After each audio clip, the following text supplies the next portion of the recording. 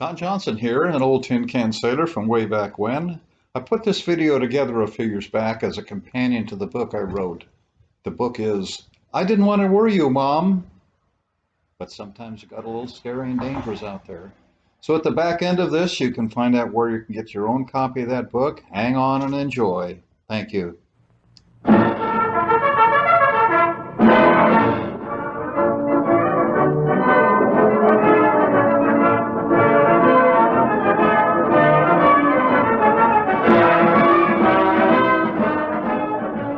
Men off to sea.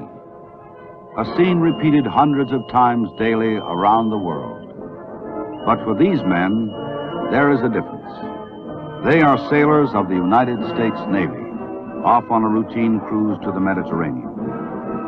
The ship they sail binds them closely to our seafaring past. In the months to come, these men will live close to the sea and close to one another. They are destroyer men, sailors of the ocean's greyhounds.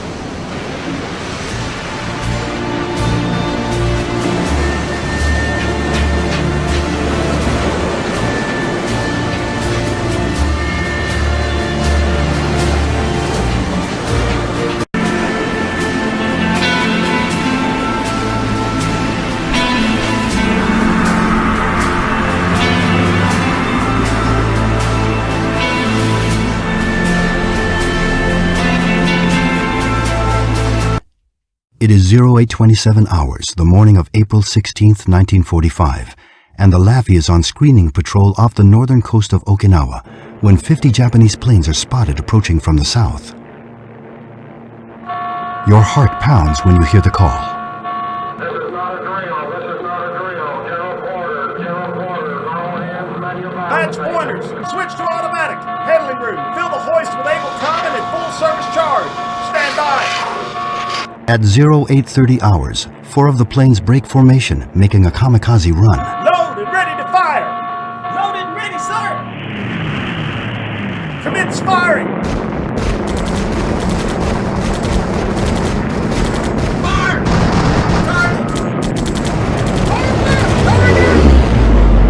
Action men, they're coming in fast. Handling room, keep them coming.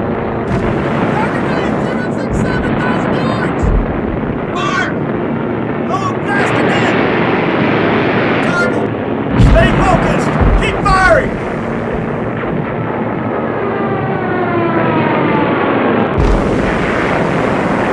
Fire, target!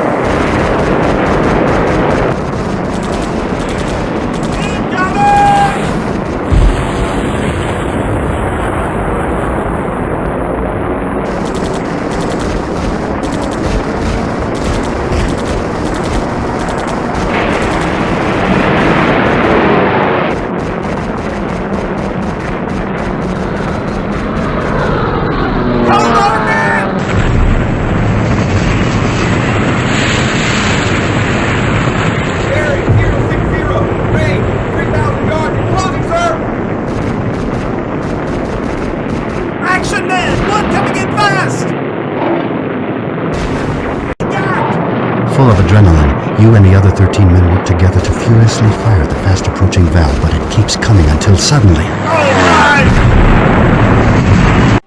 The Murphy, along with 7 additional destroyers and 2 battleships, is assigned to escort 17 transport ships through enemy-infested waters to the Allies.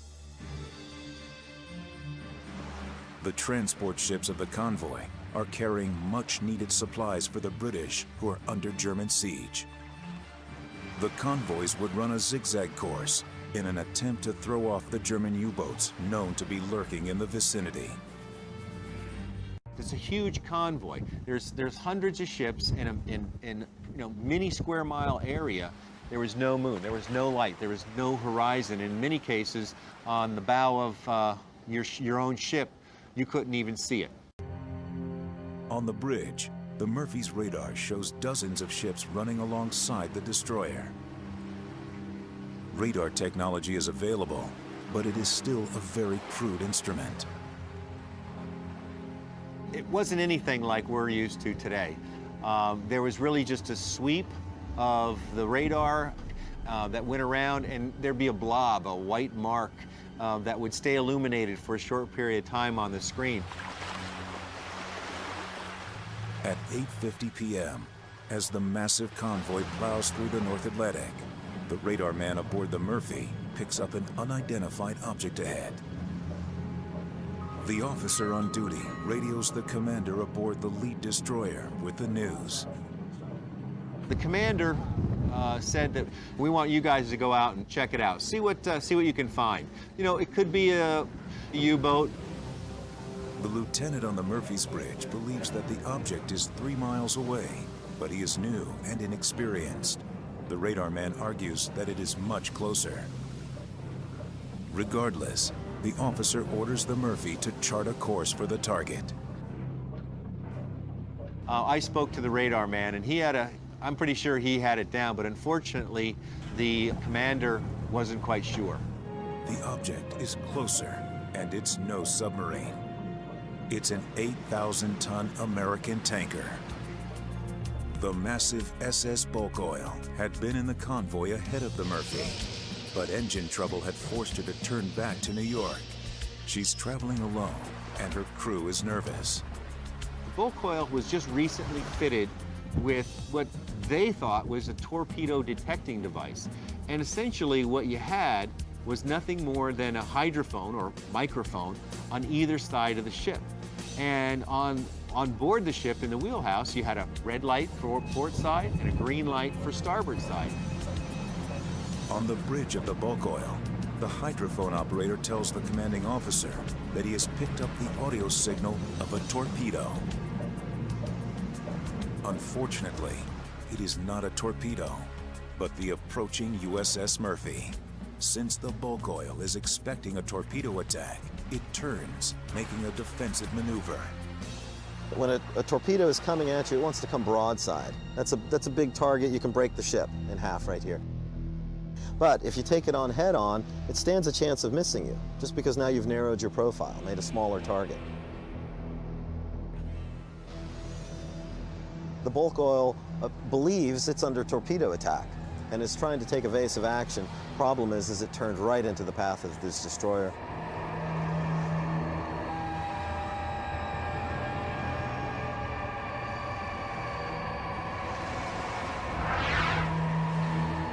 Just after 9 p.m., the Murphy suddenly shudders violently.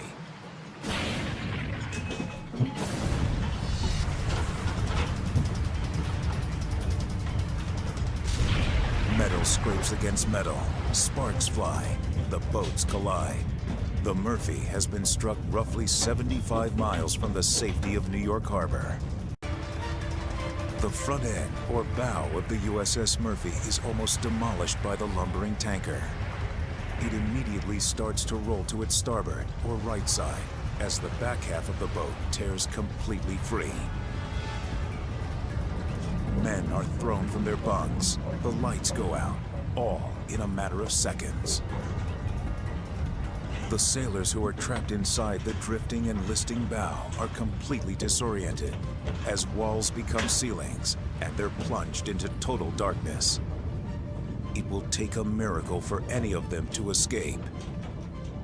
The discovery of the lost bow from the USS Murphy sparked a renewed interest in the ship's past and of the former crew and family members of those who served aboard this pugnacious tin can. Now, over 60 years later, the former Murphy crew and their families have some sense of finality and closure to the tragedy that greatly affected their lives so long ago. People like Ruth Anderson, whose life would be forever changed when her fiancé Gilmore Wick was lost. For 60 years, Ruth has wondered in silence the fate of her first love. He was just leaving me and going back to the ship. And he just kind of had the door just open just a little bit yet. And I felt it. I felt that I'd never see him again. And I kind of think he did too, because he was just staring at me. The ship found, I've never felt that happy. It's just really good. And I know he's in heaven. I'll see him again. As fate would have it, William Schaefer, a retired civilian engineer and longtime friend of Joe Van Eiseren, a survivor of the night of the collision, lives in the New Jersey town of Surf City, which happens to be the closest point of land where the rusting hulk and the tomb of 35 sailors rests on the ocean floor. Jim would use his knowledge of the local municipality to secure a plot of land to erect a memorial. Through Jim's effort, today the memorial stands proudly in the Veterans Park of Surf City, dedicated to those who lost their lives and to all of those who served aboard the USS Murphy. This memorial has given closure to many of the families of those men lost the night of the collision, but for those who survived the tragedy, closure is still more than 70 miles offshore and 260 feet below the Atlantic. When I looked at my old birth documents, I remember seeing Kirk on there and questioning her. You know, why was Kirk, a boy's name, included in my name? And she told me the story of the USS Kirk.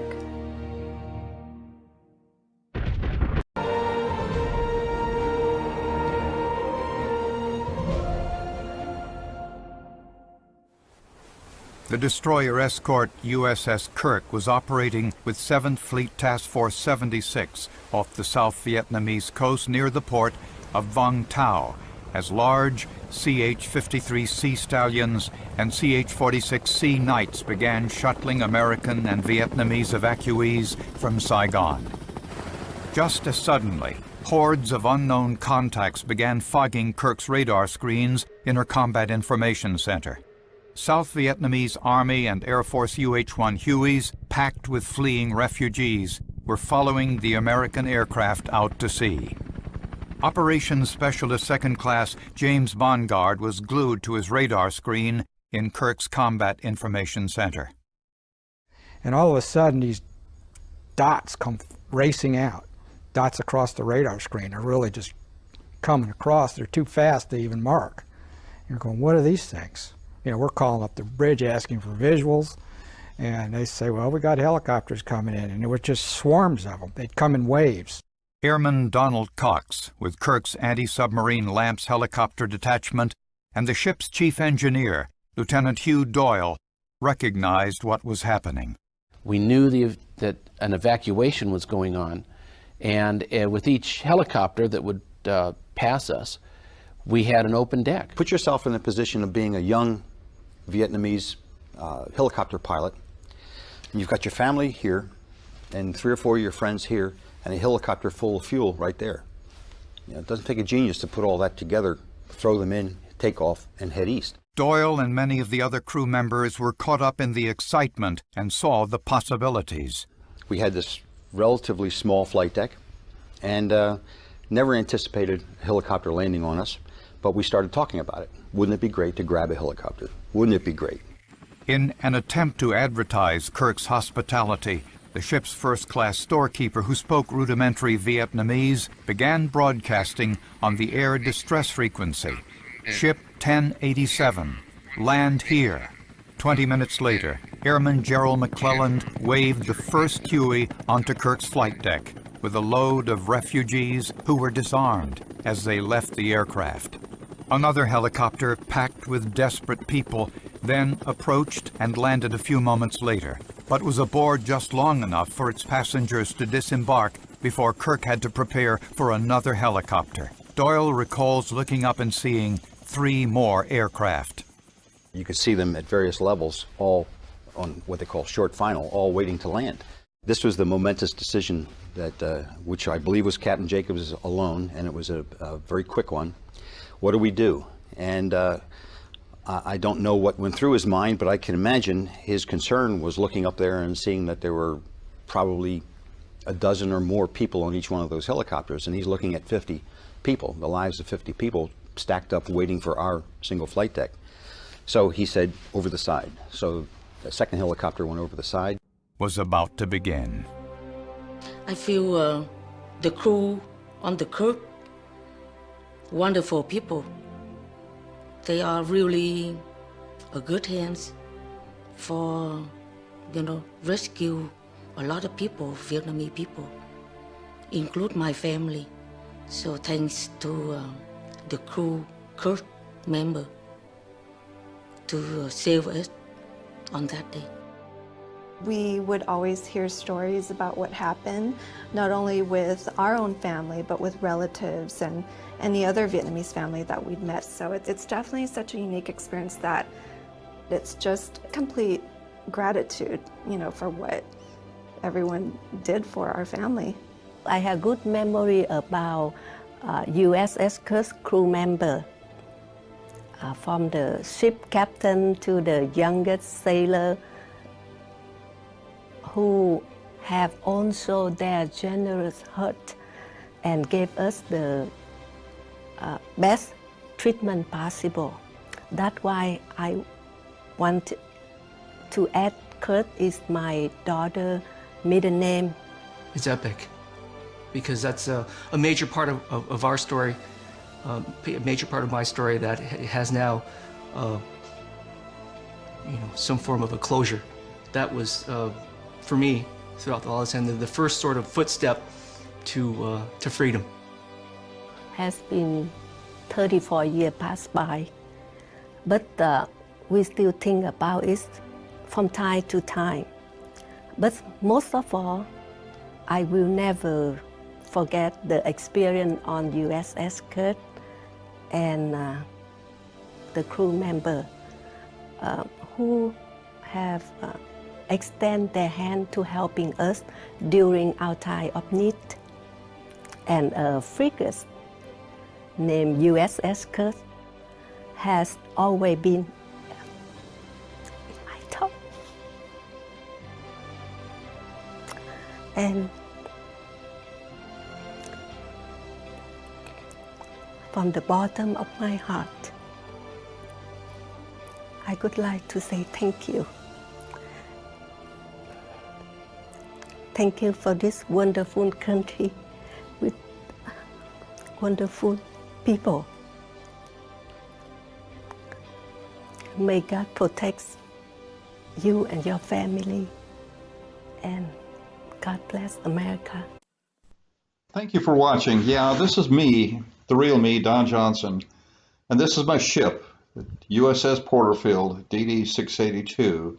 This was built in 1943 and served in World War II, in Korea, and in Vietnam. Thank you very much, and here's where you can buy the book.